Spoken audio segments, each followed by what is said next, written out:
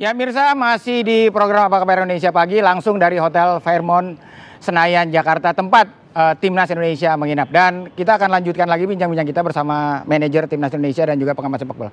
Pak Marji, mungkin kultur sepak bola di Indonesia ini kan berbeda dengan di luar. Kalau di luar mungkin manajer, coach itu satu pelatih. Tapi kalau di Indonesia ini ada manajer, ada coach. Nah mungkin Pak Marji sebagai manajer, one day before, apa yang difokuskan oleh Sintayong sendiri untuk menatap laga malam nanti, dan juga mungkin kegiatan pagi hari ini nih menjelang pertandingan malam nanti, mungkin Pak apa Pak bisa dirinci Pak? Ya. Jadi yang dipersiapkan oleh Coach Sintayong adalah yang pertama sama-sama dengan saya menjaga mentalitas pemain agar tetap pada konsisten terbaik. Itu yang pertama. Terus yang kedua, fokusnya Coach Sintayong adalah menyiapkan game plan sesuai dengan lawan yang kita hadapi.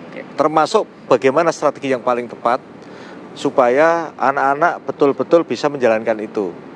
Person to person, masing-masing anak-anak sudah betul-betul diajari sama Coach Sintayong pada saat meeting tim satu-satu, kamu harus berbuat apa, di masing-masing posisi kamu harus bagaimana, semuanya detail sudah disampaikan kepada para pemain. Itu memang tugasnya Coach Sintayong bersama-sama dibantu oleh tim kepelatihan dan tim analis untuk bisa tahu seperti apa sih lawan yang kita hadapi, dan itu sudah semua. Terus yang pagi hari ini kegiatan pagi apakah dicek sama dokter gimana kesehatan pemain? Ya jadi gini, pagi hari ini anak-anak bangun, ini sudah bangun semua, sebentar lagi breakfast, sarapan pagi.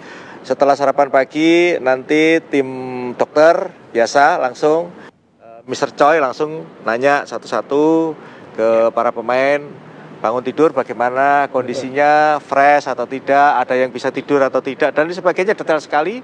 Ketika ada sesuatu langsung ditangani seperti itu. Atau mungkin kalau ada yang merasa masih tidak nyaman dengan kondisi ototnya, tubuhnya, langsung ditangani tim terapi. Jadi semua pagi ini sangat detail karena memang kebiasaan kami itu di tim. Ketika menjelang pertandingan, hari ini adalah hari super sibuk. Detail betul, intens, tim dokter tanya satu-satu, baik di ruang makan pada saat breakfast atau setelah breakfast datang ke kamar masing-masing, itu detail sekali. Nanti siang ada biasa, stretching. Ya stretching siang jam 1, jam 11 sebelum makan siang. Setelah itu udah fokus meeting tim, dan ya biasa kami di tim kepelatihan, manajer dan juga pelatih, head coach, tim kepelatihan semuanya biasa kita suka diskusi apa-apa yang harus kita lakukan. Ya ada beberapa plan A, plan B, plan C, semuanya lah detail kita. Itu sudah kita lakukan rutin seperti pertandingan sebelumnya dari dulu seperti itu. Oke. Bung Opan, mungkin terkait kita lihat di grup C ini, peluang Indonesia sendiri kalau kita lihat di pertandingan sebelumnya juga kan tadi malam Cina akhirnya bisa mengalahkan Bahrain. Iya, dan juga Arab juga bermain ditahan oleh Arab Saudi. Bahkan nyaris kalah. Nah, ini gimana kira-kira peta kekuatan di grup C sendiri? Ya, saya ingin menyinggung sedikit tentang bagaimana head to head antara Indonesia dan Jepang sebetulnya, Krep ya. Bahwa tadi Bang Mati sudah sempat menyinggung tentang mental pemain.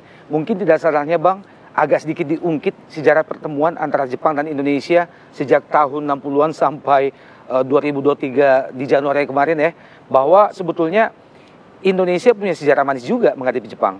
Tidak melulu kalah ya, dari 16 kali pertemuan misalnya kita 5 kali menang, 3 kali draw, bahkan kita pernah menggebuk mereka 7-0 walaupun itu 50 tahun lebih yang lalu. Dan kalau kita berkaca pada pertemuan terakhir di Januari 2023 di Qatar, di Piala Asia, sebetulnya di babak pertama kita sempat mengejutkan mereka ya, walaupun akhirnya kita sempat kalah 3-1. Artinya Indonesia kalau bisa kita sarankan tetaplah bermain terbuka setidaknya di babak pertama. Karena kita punya kekuatan, kita punya materi untuk itu yang jauh lebih baik jika dibanding materi kita di Januari ya. Nah, kalau kemudian kita berbicara tentang kans di grup C seperti pertanyaan dari Krep tadi, sekali lagi seperti yang saya sampaikan di awal tadi bahwa Indonesia masih punya peluang. Semua tim di grup C ini praktis baru Jepang yang hampir aman ya, dengan digdayanya Jepang hingga laga keempat di grup C ini, dan akan menyisakan persaingan di 5 tim lainnya ya. Kalau kita berkaca bagaimana hasil dari Australia, Arab Saudi kemarin, kemudian Cina memberikan kejutan di kandang Bahrain, kemudian Indonesia bisa menahan Arab dan juga Australia di 2 laga sebelumnya, maka sekali lagi mudah-mudahan penambahan pemain teranyar Dik bisa memperkuat kita untuk bisa kembali membuka peluang bersaing. Peringkat 2 mungkin berat, 3-4 bisa lah kita berada di situ. Mungkin Pak Marji terakhir singkat saja mungkin Pak, mungkin ini pertanyaan saya dan juga mungkin pertanyaan publik sepak bola. Kan selama ini yang didatangkan nih pemain belakang terus nih Pak. Mungkin ada nggak sih Pak pemain depan gitu Pak yang menjadi PR nih, karena pemain depan juga menjadi PR juga nih Pak. Ya, mungkin gimana Pak? Apakah ada amunisi baru Pak main depan Pak? Ya itu memang jadi catatan kita dan Ketua Umum juga sudah menyampaikan itu. Tinggal kita tunggu saja. Saya tidak perlu bocorin. Ya kemungkinan itu pasti ada. Tinggal waktunya kapan. Mudah-mudahan nanti bulan Maret ada mudah-mudahan. Tapi kembali lagi, kalau berkaitan dengan itu semua kita serahkan sepenuhnya kepada Pak Ketua Umum. Atas dasar rekomendasi dari Coach Sintayong. Yang pasti non teknisnya bonus sudah disiapkan dong buat kalau poin nanti. Kalau itu nggak perlu disampaikan. Berharap ya, agar pemain yang datang terutama di depannya itu betul-betul yang kualitasnya teruji dan sering bermain di klubnya, tidak hanya di cadangan ya.